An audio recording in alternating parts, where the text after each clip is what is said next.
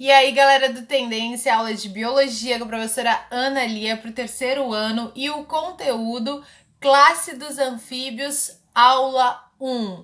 Amorizinhos, estamos aqui nos cordados, tudo vai dar certo, estamos no tempo certo, dá tudo certo sempre, né? Estamos aqui estudando os melhores animais do mundo, que são os cordados, não são os melhores, né? Não vamos elitizar só porque eles são os mais desenvolvidos, mas eles são bem interessantes. A gente já estudou tudo sobre condrictes e osteíctes e agora a gente vai falar sobre a classe dos anfíbios. Nós sabemos que pela evolução os anfíbios foram originados dos peixes, né? E eles começam a ter uma independência da água, mas começam a ter uma independência da água. O próprio nome anfíbia vem isso, dois lados da vida. Ai, que poético, que profundo, Ana Lia, não fala isso que eu me emociono no fim de ano. Então, sim, o lado terrestre e o lado aquático. Então, eles precisam voltar para a água para a reprodução. Eles não são totalmente independentes da água. O próximo grupo que a gente vai estudar, sim, são totalmente independentes, né? Ainda que tenham alguns exemplares que vivam na água. Então, eles vão ser um grupo bem pequeno, digamos assim, não tem muitas espécies, mas são bem peculiares. Eles têm essa questão de, tipo, na vida larval ser aquática, por isso que eles precisam voltar para a água. E uma característica muito interessante, que eu já vou falar agora, é o fato deles serem os exemplos de um único animal ter 3 tipos de respiração ao longo da vida. Então, quando eles são larvais, quando eles são aquáticos, eles vão ter o tipo de respiração branquial, e quando adultos, eles terão um tipo de respiração cutânea e pulmonar simultaneamente, uma auxiliando a outra. Então é uma característica bastante relevante que tu tens que saber. Eles são caracterizados por terem a pele nua, ou seja, sem a presença de glândulas, né, ou de pelos, ou ainda de uma proteção, né, córnea, como é o caso do grupo seguinte. E essa pele nua vai ser usada para as trocas gasosas. A glândula vai ter só a glândula de veneno, no caso daqueles que tenham, né, que a gente já vai ver, né? Ambientes úmidos, porém há espécies de anfíbios desérticos que conseguem se adaptar, ou espécies que se viram ali na hora da reprodução para não necessariamente que eles voltam para água, lagos mesmo, mas a gente vai ver que, por exemplo, espécies de floresta, de pererequinhas, são arborícolas, nas pocinhas de água que elas encontram, elas vão se aproveitar para fazer para rolar a reprodução. E eles têm pouca queratina na pele, tá? E alguns têm glândulas de veneno. E aí, meus amores, nós temos que saber a ordem dos nossos amiguinhos vertebrados anfíbios, que são os anuros, os urodelos e os ápodes. Quem são os anuros? Os mais comuns de todos, os sapos, as rãs e as pererecas. Sabendo que sapo, rã e perereca têm lá suas diferenças. Sapo, ele vai ser terrestre quando adulto, né? Todos sabemos que tem que a fase larval aquática. As 4 patas iguais e muitos deles, a maioria, tem glândulas de veneno, né? E ele vai ser terrestre, aquele que aparece no jardim da nossa casa, em dia de chuva, em dia úmido, em dia sombrio. Aí a gente tem as pererecas, que é esse caso aqui. As pererecas, elas têm um tamanho menor, elas são pequenininhas e elas são arborícolas. Portanto, as suas patinhas terão ventosas que facilitam essa locomoção na posição vertical. Muitas têm venenos, outras não. E aí a gente tem as rãs. As rãs, elas são aquáticas a vida toda e elas vão desenvolver as coxas para o nado. Então são aquelas que têm as pernas bem desenvolvidas para o nado e, portanto, elas não têm veneno e elas são criadas em criadouros com rações especiais para o consumo humano, tá? As rãzinhas.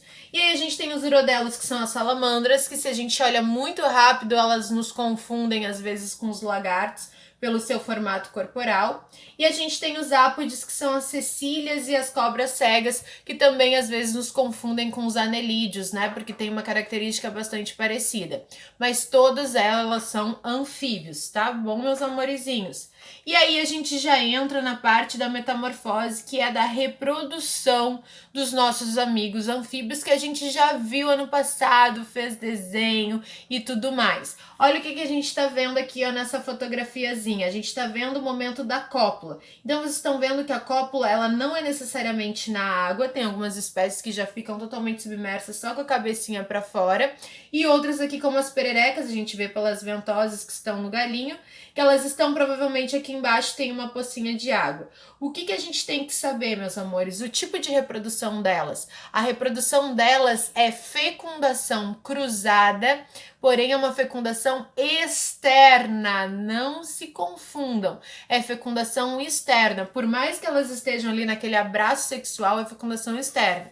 O que acontece? O macho sobe no corpo da fêmea, o macho costuma ser menor que a fêmea, e ele começa a fazer aquela massagem sexual, é só uma massagem de estímulo na fêmea. Quando ele faz essa massagem, ele já libera os seus espermatozoides, e ela, se receber uma massagem, libera os seus óvulos também.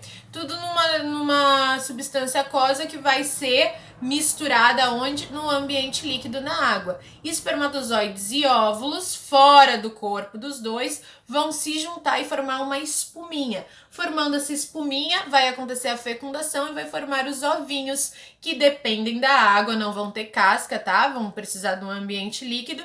E esses ovinhos vão eclodir em larvas. E qual é a larva que eclode daqui? O girininho. O girininho é essa larva que tem uma cauda e que ao longo do tempo ele vai se desenvolvendo, perdendo a cauda, criando as patinhas até ficar num formatinho que é o do animal adulto.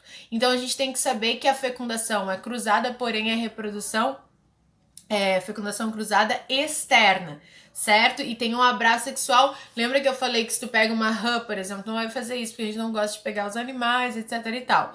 Mas para reconhecer se é macho ou fêmea, eu expliquei para vocês que a minha professora de biologia pegou uma rã touro que é bem grandona, fez carinho na barriguinha dela, certo? E se ela faz assim, significa que é o macho achando que tem uma fêmea embaixo e ele já fica com as mãozinhas enlouquecido fazendo a massagem sexual. Enquanto que se é fêmea, ela vai ficar assim, ó, estamos fazendo massagem, mas os dois vão expelir aí durante esse estímulo os líquidos, um com óvulos se for fêmea ou com espermatozoides se for macho.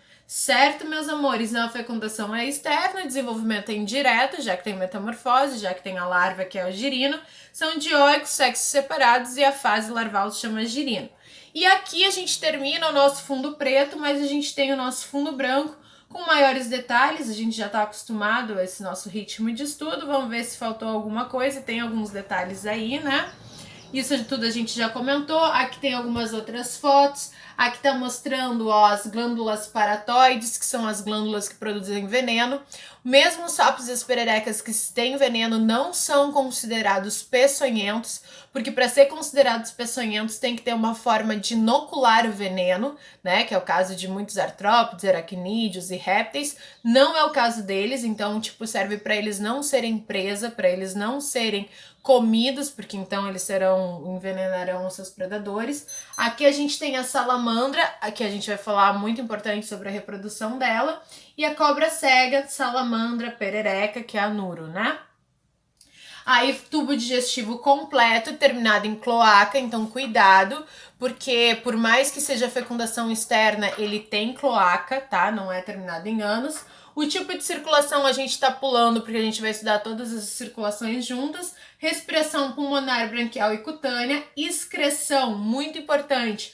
Ureia na fase adulta e amônia na fase larvária. Lembrando que a amônia só animais aquáticos podem liberar porque é bastante tóxica, e a ureia tem que estar um pouquinho dissolvida em água, é o mesmo tipo de excreção a nossa, né? Aí tá mostrando, ó, revestimento pele fina, lisa, úmida, ricamente vascularizada devido à respiração cutânea. Aqui, ó, os sapos têm as glândulas aí paratoides, que a gente estava falando, e aí o sistema nervoso tem 10 pares de nervos, já tem um pouquinho de desenvolvimento, né?